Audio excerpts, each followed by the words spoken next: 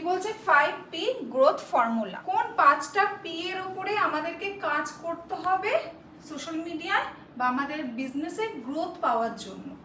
ঠিক আছে, ফার্স্ট কি বলছে 5P ইকুয়াল টু, ফার্স্ট বলছে প্রোডাক্ট।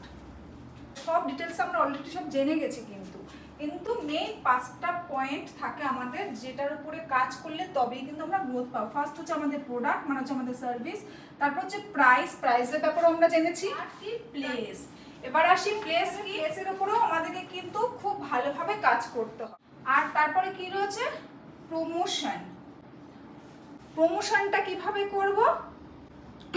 প্রমোশন কিন্তু এইভাবে অর্গানিক্যালি আমরা বলেছি, সেটা হচ্ছে রিচ পাবো আমরা। ঠিক আছে, অর্গানিক্যালি করা যায়, একটা বলেছি টেকনিক্যালি করা যায়।